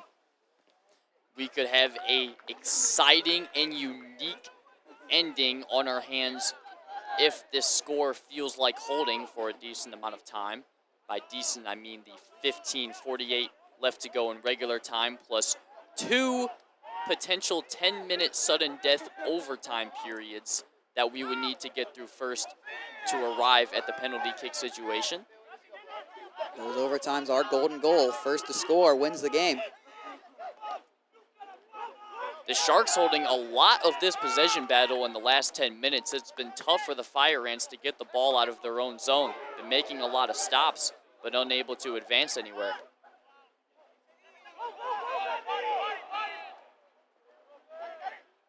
That time, a good run down by the Fire Ants. But it was out of bounds. And yeah, you're exactly right. The Fire Ants have had a lot of done a good job defending this. Has been unable to advance it back up the field themselves, whether it's a little bit of a miscommunication on the pass, a missed timing, a missed touch. But the Miami-Dade Sharks players have been there, able to keep possession for their team. And that has been the difference in this game. Miami-Dade's been able to keep possession, steal some possessions away from the Fire Ants, when it seems like anytime USC-Sumter gets the ball, they're trying to play keep away a little bit. Miami-Dade is just right there to get the ball right back. A little bit different that time as it was Obieda Jara, the nice job in the corner. Oh, fantastic pass. Sharks on another break immediately after, and a tackle by a Fire Ant defender preludes a whistle. Let's see what they do on the ruling for this. Everyone's currently walking in the opposite direction, so it looks like it may have been offside called on the Sharks. We'll now have a goal kick for the Fire Ants. Yeah, it's exactly what that was. It was a fantastic pass to find the open guy, just a little bit offsides. Looked like that was number 11, Edoro Duccini, the leading goal scorer for this Miami-Dade Sharks team. Now it's Montoya on clearing duty. Whistle blows upon the arrival of the ball. They get a foul on the Fire Ants trying to get themselves free. And you see it again there, Richard, a chance with the ball, a chance to boot it down the field, change possession, change sides of the field, and just a misplay there from the Fire Ants that they're going to want back, but now goes in possession of the Sharks, and it's running out of time. Possessions are going to be limited. Well, it looks like USC-Sumter may have been a little desperate to make something happen. Aggressive clear down the field that just led to a push-off, and now the Sharks will be set up with another free kick. The Fire Ants committed another foul on the defensive end this time. Luengo is there for the Miami-Dade Sharks. Fire Ants are doing a splendid job of heading away a lot of these instant free kicks. Not much of that on the offensive end, but on defense, they are pretty much doing everything in their power to hold off these Sharks. It's been very difficult for them to connect once they actually do push the ball down into goal-scoring position, and it's one of the reasons why it's still 1-1 at this point.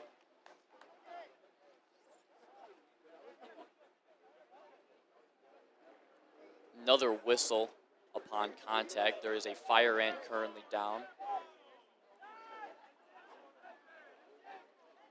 Clock still running, 12:30 to go. Down player gets up.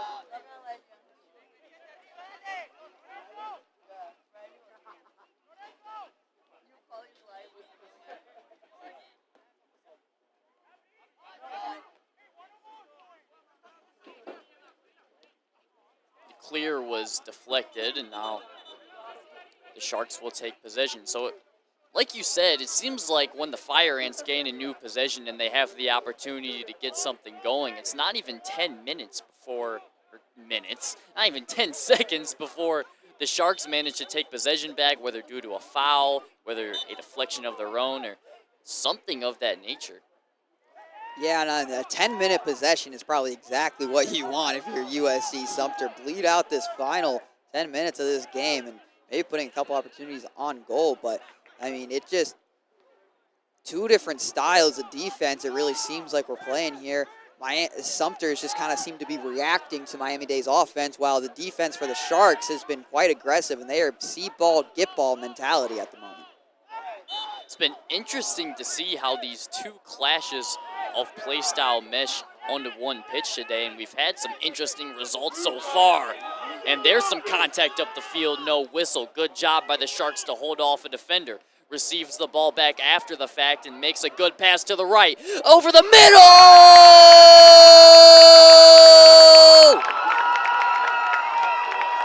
2-1. Miami-Dade Sharks take the lead. Facundo Ochoa again as he gets swarmed by his teammates. The downed player from the official, the referee says play on. That's exactly what the Sharks do as they swim their way up the field to make the final bite in what could be needed to win this game, 2-1. And what a game Facundo Ochoa is playing.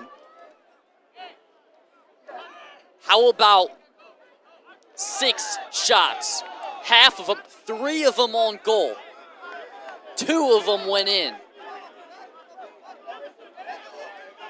After some back and forth action throughout the second half, the Sharks finally recaptured some of that momentum from their first goal with 25 minutes and 40 seconds gone. Miami-Dade in the goal first number half. 7, Facundo Ochoa. Runs it back for the second goal. Great aggressiveness by the Sharks right there, James. Tell us how that unfolded. Well, that unfolded quite wildly. It started here back at the midfield line when a downed Fire Ants player went down off the attack. The referee said play on, so the numbers advantage already on the side of Miami-Dade. And right there, they are able to capitalize on it. We've been saying all game, if you can keep getting opportunities like this, keep getting opportunities like this, keep putting the pressure, eventually you are going to get one of these opportunities to go in. They've now gotten 2 of their opportunities to go in, and they have a 1-0 lead. Interesting to see how this changes game plans, especially for USC-Sumter. How aggressive do you start getting with 10 minutes left? And on the other side for Miami-Dade, are you going to change your defensive style to be less aggressive, play more of the possessive game, and try and just keep control of this ball? But whatever has been working for Miami-Dade, it has been fantastic, and a lot of that has been Facundo Ochoa, his 12th goal of the season, second on the night, and it was fantastic. Over the middle, tries to find the cross. Juan Jose Monteo does a nice job, able to get a hand on it, but it just, unfortunately for the Fire Ants, takes the wrong bounce off the post, goes back in, finds the back of the net, and that could be the difference in this one, folks. A pivotal goal with just about 10 minutes left to go in the match. Give credit to head coach Giuseppe DiPaolo for the Miami-Dade Sharks. Beautiful scheming set up by his players as now the Fire Ants have a little bit of a chance on the other side. Big defensive play in the corner. A whistle goes up as well as a flag. Yeah, they're going to rule that one in possession of the Sharks as well. They're just seem to be getting to the ball quicker than the Fire Ants, and that has been the difference in this game. Even just a half second of getting to the ball quicker there can kind of force the referee's eyes to see something a little different there and award the foul. Good call by them. But as I was saying earlier, DiPaolo with an excellent job of creating and scheming up these electric and powerful attacks that we've seen from the Sharks all game. And this time they were able to just take it all the way down and capitalize on it.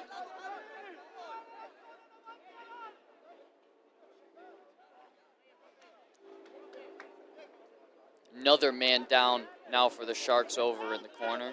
Yeah, and that, again, could just be some frustration coming through for USC-Sumter down late here in the semifinal match. Referee giving a little bit of a verbal warning to number 14 there as well. That's Luis Peralta. called on that one. And you can already see the uptick in aggressiveness from the Fire Ants like you got at earlier, considering that they now have a goal to make up with such little time left to go in this match. If the Sharks hold on for the next 8 minutes, they will secure their spot in the NJCAA 2 balls on the field. Men's Soccer National Champ. We only need one of those things, so I'm glad they got the other one off. But if the Sharks win, or whoever does win at the end of this match, will face off against the hosting Eastern Florida State College Titans. As there's the save by the Sharks, Fernandez. Good job staying on top. Yeah, under 10 minutes left to play here in this one at Orlando Health Stadium, and time is running out for the Fire Ants. It's a really nice header by LeVivier to retain possession, but the Sharks just ran into a wall of 3 Fire Ants before taking the reset in the back. Being up by a goal, they'll be more than happy to do so and chew as much clock as they possibly can. Slide tackle by the Fire Ants. That was Ignacio Gonzalez, the only goal scorer of the game so far for the Fire Ants on the attempt, but they're going to call him for a foul. Yeah, yellow card there as well is drawn, and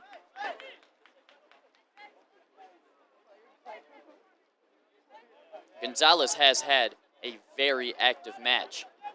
Gonzalez has been all over the midfield Yellow card. for the Ants. Has been making a lot of these tackles and slide tackles we've talked about. Just unfortunately got a little too much of Dos Santos Oliveira. And there he is again to clear that one away.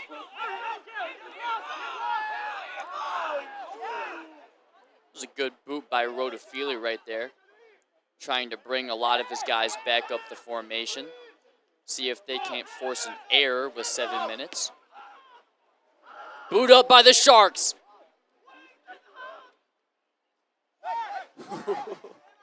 Yeah, good job there to use the size advantage that you have on the attacker for USC-Sumter, able to just position his body in front of him. That is number 2, Lucas Barros. Barros just saved a goal right there. It looked like Montoya was out of net by a good margin, which makes sense considering the aggressive nature of the situation that the Fire Ants are in right now, but Sharks almost capitalized on it and stole themselves an easy one.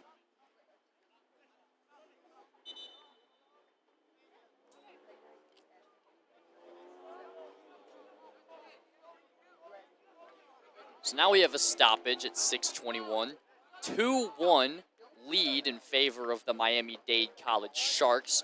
Currently right now, it's been Facundo Ochoa as the story of the match. He has both goals from a defender position, by the way, on this Sharks team. He is leading all players in shots at 6, shots on goal at 3, and goals in general at 2. Give a credit to Kyle Reed for one of the assists as well. Yeah, and honestly, just give credit to Kyle Reed in general. Has been using that speed that he possesses to work his way up the field and give these opportunities away. The fact that he is just using his pace so much on these ends of the field and on the corners of the field especially have allowed a lot of these crossers to go over the middle. And when that happens, the ball goes in the middle, it starts deflecting around. Some crazy stuff can happen, and that's what we saw on that second goal from Ochoa. Both goals from Ochoa, quite impressive. And it started with Kyle Reed making a play down the sideline to set that up. So those two tonight have been huge for the Sharks. The Sharks have been utilizing that corner action, pushing from the side all night. They've generated 14 total corner kicks over the duration of this game and counting, while the USC-Sumter Fire Ants have only managed 3. Another opportunity, potentially, but the cross is sent a little bit too early. About a half second later, and the ball probably lines up with the foot. Yeah, it looks like they were trying to get that to Alejandro Campilio out of Colombia. And man, you are right, Richard. That ball was just a half second off there from being another goal for the Sharks. Also maybe looks like he lost his footing there on the back end, but that's what I mean. Setting up a lot of these crossers, able to cross that ball over the middle. Chaos is going to happen when so many different players are going for the ball, trying to hit the ball different directions. That's what can happen, and Miami-Dade just giving, wow, misplayed there, but Miami-Dade just giving themselves these opportunities, these chances have really been the difference in this game. Besides the penalty, I really can't remember how many opportunities USC-Sumter has really given themselves in this one. Well, they've certainly been doing everything that they possibly can. It's just been really, really tough to match up against the strength and speed of this Miami-Dade College Sharks team. The middle of the field and the back line for the Sharks has been fantastic tonight. And there was a potential opportunity saw by the Fire Ants. Tried to take a shot unexpectedly from a bit outside of the box, but just skied it. Yeah, and you know, I like that from USC-Sumter. You got to see more of that. 4 minutes left to go in this game. Your season is on the line. You got to get a lot of these possessions going back. You give credit to the midfield and the back line of Miami-Dade, but they haven't really been able to get this ball across the midfield, and I want to see some more of these opportunities create themselves, whether it's forcing corner kicks or something. That one goes into the crowd. So the first ball in the stands all night, and the match has already continued. They just placed it with another one immediately. Sharks almost had a little bit of a break going. Good play by the midfielder to prevent that, but it doesn't matter. Sharks find themselves with an opportunity regardless.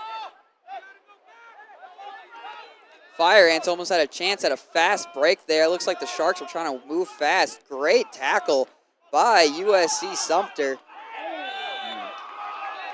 And that time they charge a Shark with a push. He's going to get a card drawn on him too.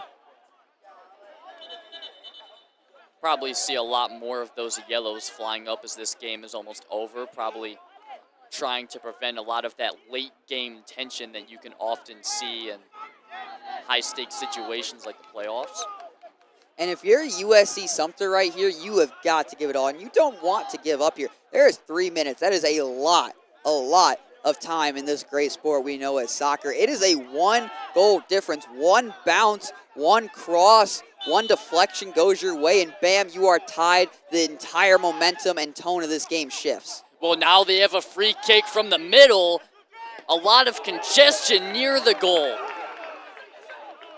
Isaac Inkba just came up to take that shot.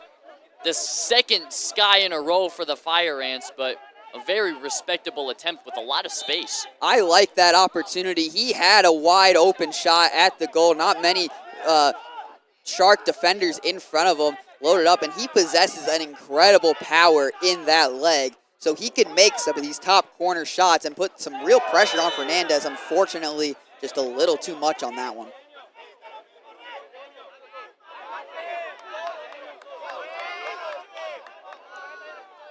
So now 2:15 to go. Time ticking here for the Fire Ants. Sharks very content to stall. Oliveira will line up for the free kick. Sends it forward to the left. Vivier. Oh, what a Oliveira. Good positioning by Barros. Surprised the referee didn't make a call on that.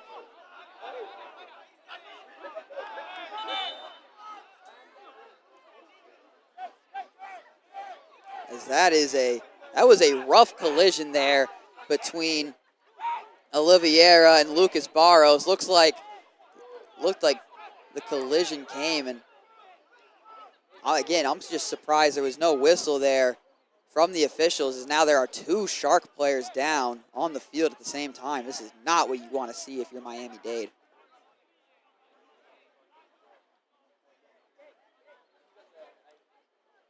And is Oliveira's teammate currently assisting him right now, holding his feet in the air. trainer coming to check him out right now. Yeah, and again, it was just a rough collision there. Oliveira made a fantastic move to work that one up the field over the middle for the Ants and just ran into Barros. It was a rough collision, and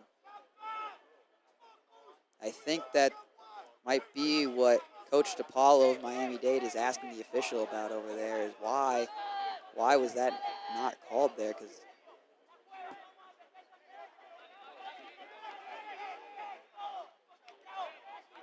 of course, it was a bit difficult to see the exact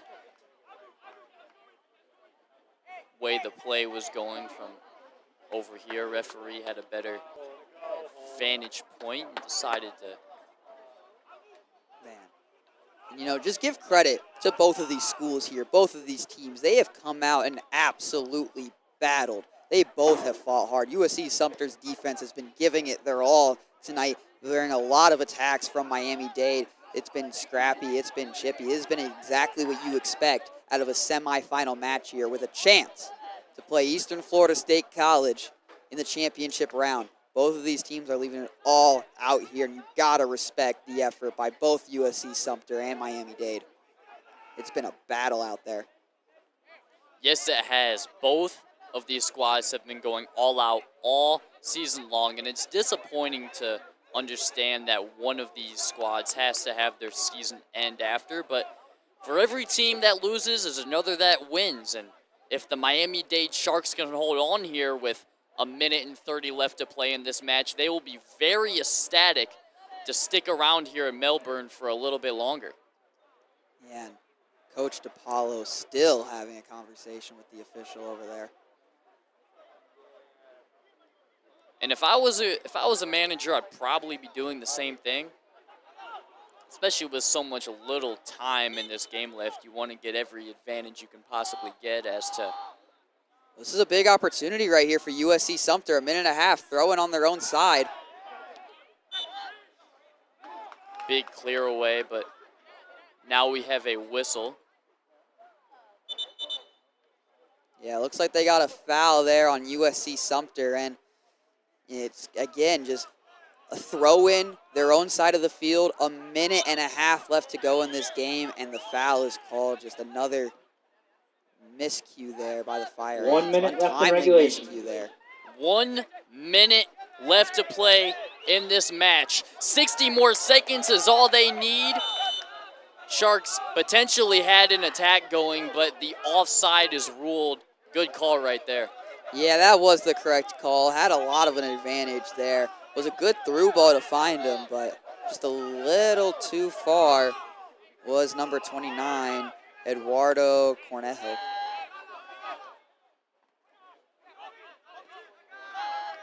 .30 seconds left. Sharks with a late push. And oh my goodness!